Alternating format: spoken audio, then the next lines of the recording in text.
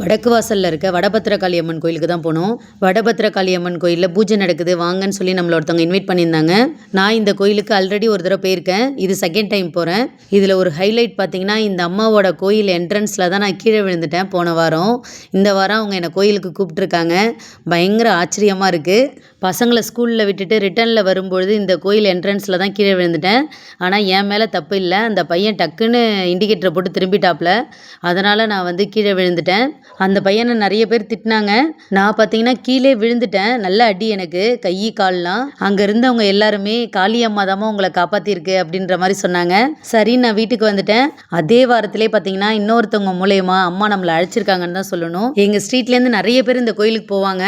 மனசு கஷ்டமாக இருக்குது, நான் அம்மாவை பார்க்க போகிறேன் அப்படின்ற மாதிரி நிறைய பேர் சொல்லி நான் கேள்விப்பட்டிருக்கேன். என்ட்ரன்ஸில் பிள்ளையாருக்கு மஞ்சள் கிழங்கு மாலை போட்டிருந்தாங்க. அது ஏன் போட்டிருக்காங்கன்னு சொல்லி அங்கே உள்ளவங்கள்ட்ட கேட்டேன்.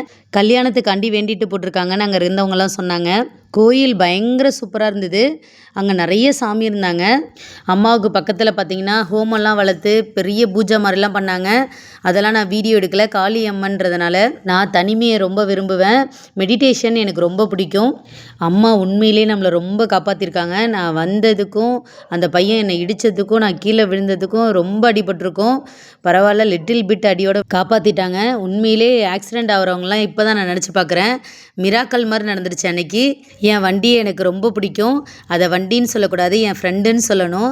அந்தளவுக்கு என்னை சேஃபாக கூப்பிட்டு போய் சேஃபாக கூப்பிட்டு வருவாங்க. கோயில் மெயின்டெனன்ஸ் சூப்பராக பண்ணியிருக்காங்க. அவ்வளோ நீட்டாக இருக்குது ஒவ்வொரு இடமும்.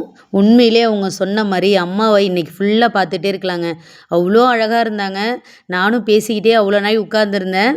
எனக்குன்னு இது வரைக்கும் எந்த சாமிக்கிட்டையும் கேட்டதே இல்லை, எனக்கு அது கொடுங்க இது கொடுங்கன்னு. பட் ஆனால் இன்றைக்கி கேட்டுட்டு வந்திருக்கேன். நடக்கும்னு நம்புகிறேன்.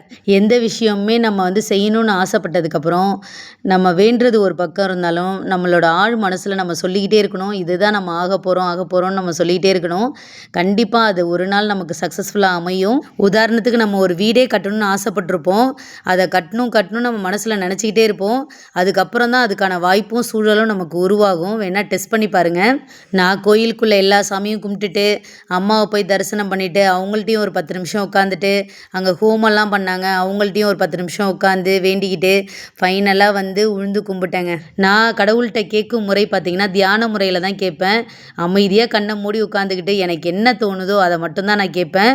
நம்ம காளியம்மன் கோயிலுக்கு போகும்போது நல்ல வெளிச்சமாக இருந்தது. வரும்போது பார்த்திங்கன்னா இருட்டிடுச்சு. அந்த லைட் செட்டிங்லாம் பார்க்க அவ்வளோ அழகாக இருந்தது. நம்ம பார்க்க வேண்டிய கோயிலில் வடபத்திரகாளி அம்மன் கோயிலும் ஒன்று. வெளியூரில் இருக்கவங்க வடபத்திரகாளி அம்மன் கோயிலுக்கு வரணும்னு ஆசைப்பட்டீங்கன்னா தஞ்சாவூர் வடக்கு வாசல் பகுதியில் இருக்குது இந்த கோயில். வந்து தரிசனம் பண்ணுங்கள். வர்றவங்க கமெண்டில் இந்த கோயிலுக்கு வரேன்னு சொல்லிட்டு வாங்க. நானும் கோயிலுக்கு வரேன். ஓகே ஃப்ரெண்ட்ஸ், வரும்போது அங்கே இருந்தவங்கள்ட்டெல்லாம் பேசிட்டு வீட்டுக்கு கிளம்பிட்டேன்.